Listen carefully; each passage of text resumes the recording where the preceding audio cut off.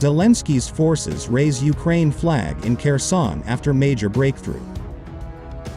Vladimir Putin's army is facing a major military crisis, as reports emerge of further breakthroughs for Ukraine in its Kherson counteroffensive.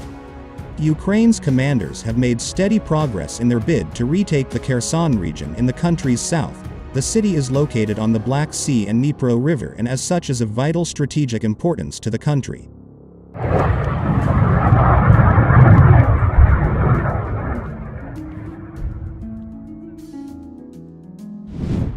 It fell to the Russians early in the war. After its defenders fled without putting up a fight, Ukraine's army launched its counterattack last week and made early breakthroughs on several fronts in the Kherson direction.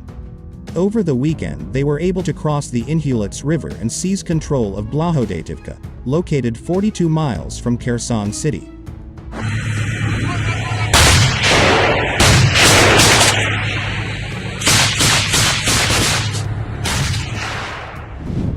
Reports are now saying that Ukraine's army has recaptured Vysokopilia, a small town situated roughly 70 miles northeast of Kherson.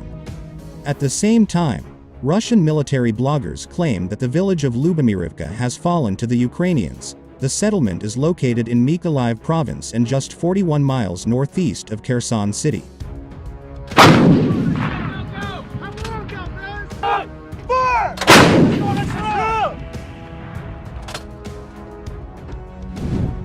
The Institute for the Study of War, ISW, wrote in its latest bulletin, Ukrainian officials and social media users published footage of Ukrainian forces raising a Ukrainian flag in Vysokopilia, south of the Kherson-Dnipropetrovsk Oblast administrative border. Russian military bloggers noted that Russian forces withdrew from Vysokopilia to avoid encirclement from the Oline and Potomkine directions, west and east of Vysokopilia respectively.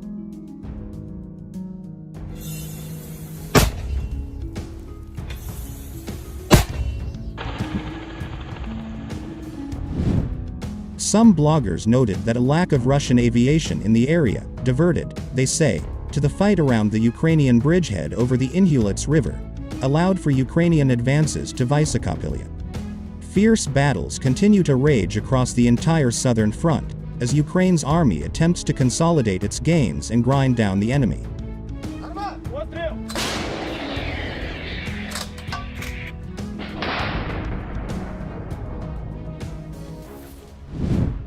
Russian bloggers claimed that intense fighting continued in 5 directions, east and west of Vysokopilia, near the Ukrainian bridgehead, near Snihurivka approximately 37 miles east of Mykolaiv city, and northwest and west of Kherson city as of September 4th.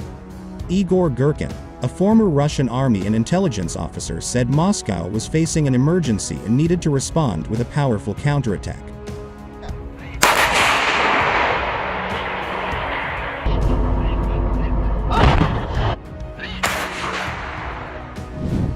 However, he said Russia's commanders are unable to do so due to a crippling lack of military personnel. Mr. Girkin, who helped organize pro-Moscow militias in the Donbass back in 2014, wrote on his Twitter page the armed forces of Ukraine managed to expand their foothold on the southern bank of the Inhulets River.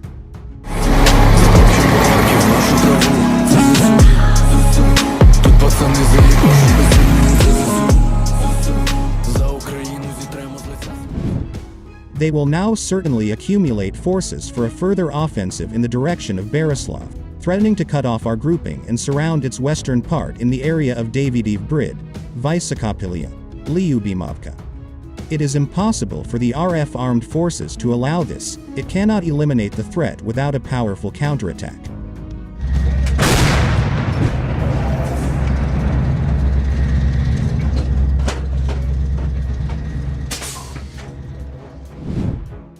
And for a counterattack, the most important thing is sorely lacking infantry, since neither superiority in aviation nor in artillery will in itself defeat the enemy. The Russian army is desperate to boost its front lines with more troops, having sustained heavy casualties since hostilities broke out in February. Другий готовий. Перший залпом, один швидким. 330.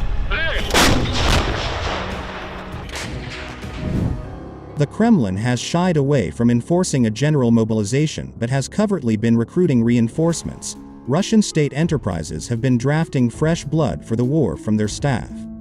Ukraine's general staff claimed that Moscow was planning to send about 10,000 employees from the state-owned Russian railways to the war.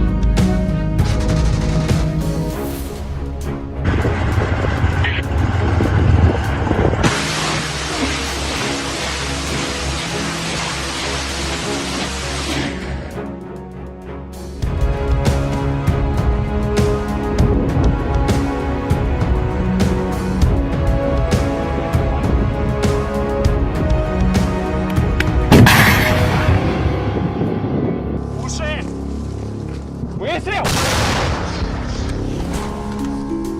Ну, порізано.